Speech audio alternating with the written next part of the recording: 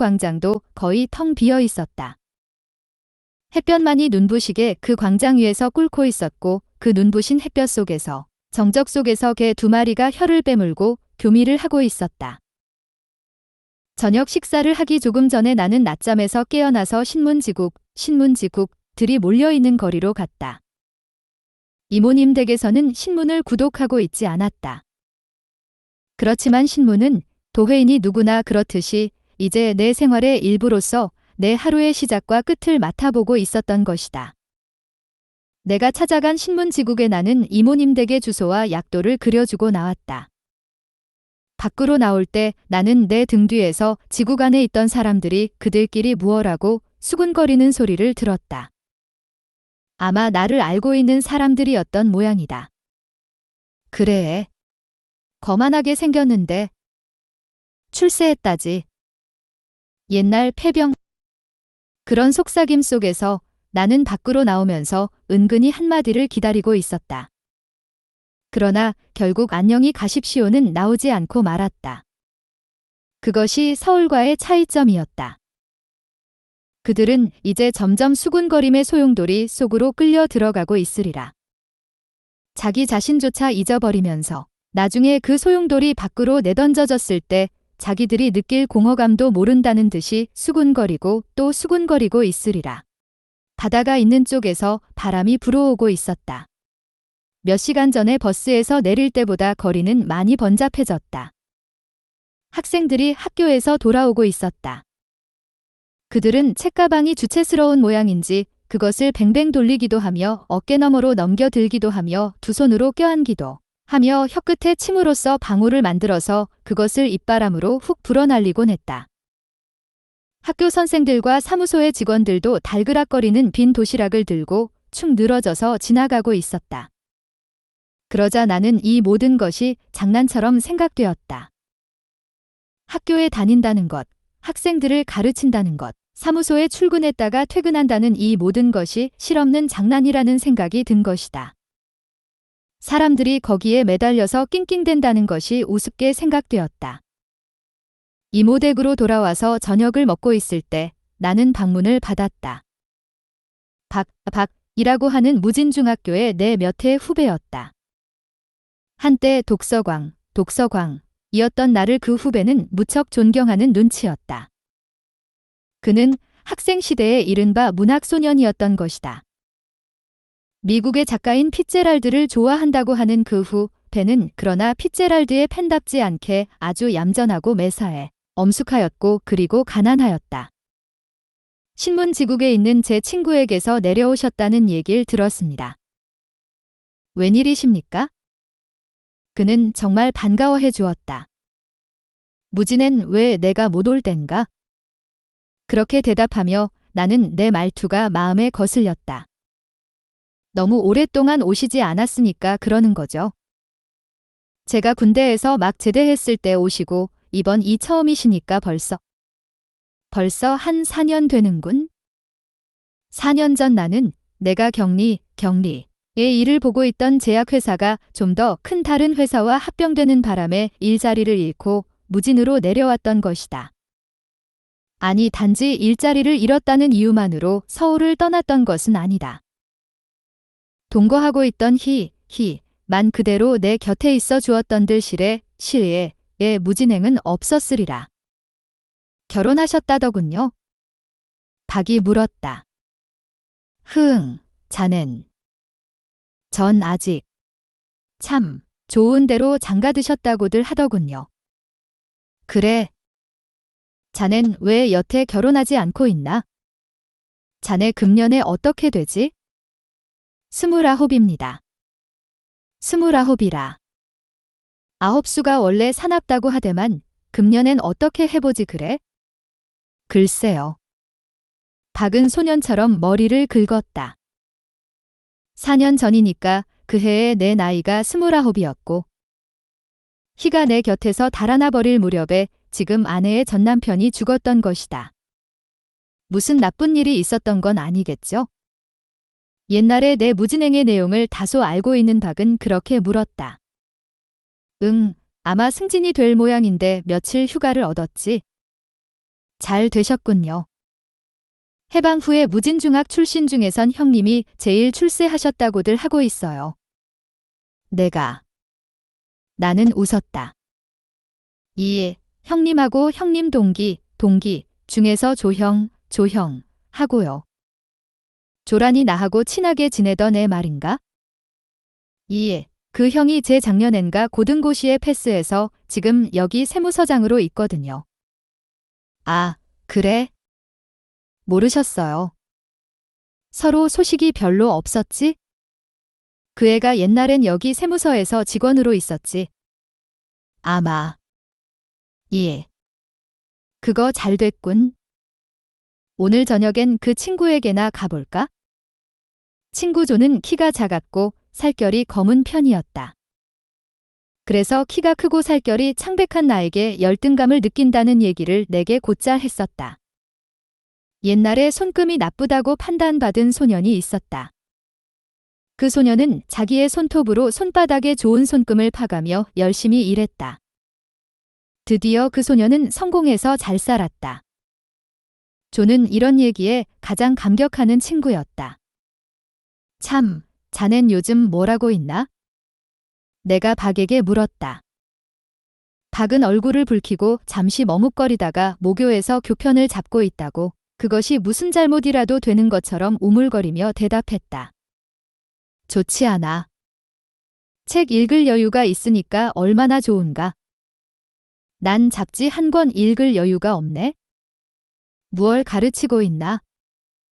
후배는 내 말에 용기를 얻었는지 아까보다는 조금 밝은 목소리로 대답했다. 국어를 가르치고 있습니다. 잘했어. 학교 측에서 보면 자네 같은 선생을 구하기도 힘들 거야? 그렇지도 않아요. 사범대학 출신들 때문에 교원 자격 고시 합격증 가지고 견디기가 힘들어요. 그게 또 그런가? 박은 아무 말 없이 씁쓸한 미소만 지어 보였다. 저녁 식사 후 우리는 술 한 잔씩을 마시고 나서 세무서장이 된 조의 집을 향하여 갔다. 거리는 어두컴컴했다. 다리를 건널 때 나는 냇가의 나무들이 어슴푸레하게 물속에 비쳐 있는 것을 보았다. 옛날 언젠가 역시 이 다리를 밤중에 건너면서 나는 이 시커멓게 웅크리고 있는 나무들을 저주했었다. 금방 소리를 지르며 달려들 듯한 모습으로 나무들은 서 있었던 것이다. 세상에 나무가 없다면 얼마나 좋을까 하고 생각하기도 했었다. 모든 게 여전하군. 내가 말했다. 그럴까요? 후배가 웅얼거리듯이 말했다. 조의 응접실에는 손님들이 4사람 있었다. 나의 손을 아프도록 쥐고 흔들고 있는 조의 얼굴이 옛날보다 윤택해지고 살결도 많이 하얘진 것을 나는 보고 있었다. 어서 자리로 앉아라. 이거 원 누추해서. 빨리 마누라를 얻어야겠는데. 그러나 방은 결코 누추하지 않았다. 아니 아직 결혼 안 했나? 내가 물었다. 법률책 좀 붙들고 앉아 있었더니 그렇게 돼버렸어. 어서 앉아. 나는 먼저 온 손님들에게 소개되었다. 3사람은 남자로서 세무서 직원들이었고 1사람은 여자로서 나와 함께 온 박과 무언가 얘기를 주고받고 있었다. 밀담들은 그만하시고 하하 선생 인사해요. 내 중학 동창인 윤희중이라는 친구입니다. 서울에 있는 큰 제약회사의 간사님이시고 이쪽은 우리 모교에 와 계시는 음악 선생님이시고 하인숙 씨라고. 작년에 서울에서 음악대학을 나오신 분이지. 아, 그러세요. 같은 학교에 계시는군요.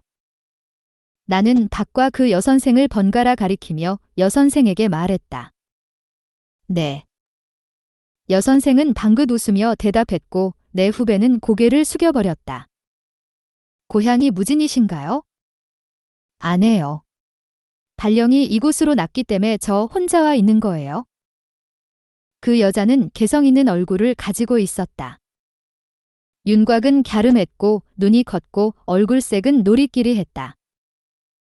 전체로 보아서 병약한 느낌을 주고 있었지만 그러나 좀 높은 콧날과 두꺼운 입술이 병약하다는 인상을 버리도록 요구하고 있었다. 그리고 카랑카랑한 목소리가 코와 입이 주는 인상을 더욱 강하게 하고 있었다. 전공이 무엇이었던가요? 성악 공부 좀 했어요? 그렇지만 하 선생님은 피아노도 아주 잘 치십니다. 박이 곁에서 조심스런 목소리로 끼어들었다. 조도 거들었다. 노래를 아주 잘하시지. 소프라노가 굉장하시거든. 아, 소프라노를 맡으시는가요? 내가 물었다. 네, 졸업 연주회 땐 나비 부인 중에서 어떤 개인나를 불렀어요. 그 여자는 졸업 연주회를 그리워하고 있는 듯한 음성으로 말했다. 방바닥에는 비단의 방석이 놓여 있고 그 위에는 화투짝이 흩어져 있었다. 무진이다. 곧 입술을 태울 듯이 불타 들어가는 담배꽁초를 입에 물고 눈으로 들어오는 그 담배 연기 때문에 눈물을 찔끔거리며 눈을 가늘게 뜨고 이미 정오가 가까운 시각에야 잠자리에서 일어나서 그날의 허황한 운수를 점쳐보던 화투짝이었다. 혹은 자신을 팽개치듯이 기어들던 언젠가의 노름판. 그 노름판에서 나의 뜨거워져가는 머리와 떨리는 손가락만을 제외하곤 내 몸을 전혀 느끼지 못하게 만들던 그 화투짝이었다. 화투가 있군, 화투가. 나는 한 장을 집어서 소리가 나게 내려치고 다시 그것을 집어서 내려치고 또 집어서 내려치고 하며 중얼거렸다. 우리 돈 내기 한판 하실까요? 세무서 직원 중에 하나가 내게 말했다. 나는 싫었다. 다음 기회에 하지요. 세무서 직원들은 싱글싱글 웃었다. 조가 안으로 들어갔다가 나왔다. 잠시 후에 술상이 나왔다. 여기엔 얼마쯤 있게 되나? 일주일가량. 청첩장 한 장 없이 결혼해버리는 법이 어디 있어? 하기야 청첩장을 보냈더라도 그땐 내가 세무서에서 주판을 튕기고 있을 때니까 별 수도 없었겠지만 말이다. 난 그랬지만 청첩장 보내야 한다. 염려 마라. 금년 안으로는 받아볼 수 있게 될 거다. 우리는 별로 거품이 일지 않는 맥주를 마셨다. 제약회사라면 그게 약 만드는 데 아닙니까? 그렇죠. 평생 병 걸릴 염려는 없겠습니다 그려. 굉장히 우스운 익사를 부렸다는 듯이 직원들은 방바닥을 치며 오랫동안 웃었다. 참 박군, 학생들한테서 인기가 대단하더구먼. 기껏 5분쯤 걸어오면 될 거리에 살면서 나한테 왜 통 놀러 오지 않았나? 늘 생각은 하고 있었습니다만 저기 앉아 계시는 하 선생님한테서 자네 얘긴 늘 듣고 있었지. 자, 하 선생 맥주는 술도 아니니까. 한 잔 들어봐요. 평소엔 그렇지도 않던데 오늘 저녁엔 왜 이렇게 얌전을 피우실까? 네네, 거기 놓으세요. 제가 마시겠어요. 맥주는 좀 마셔봤지요? 대학 다닐 때 친구들과 어울려서 방문을 안으로 잠가놓고 소주도 마셔본 거려. 이거 술꾼인 줄은 몰랐는데. 마시고 싶어서 마신 게 아니라 시험 삼아서 맛 좀 본 거예요. 그래서 맛이 어떻습니까? 모르겠어요. 술잔을 입에서 떼자마자 쿨쿨 자버렸으니까요. 사람들이 웃었다.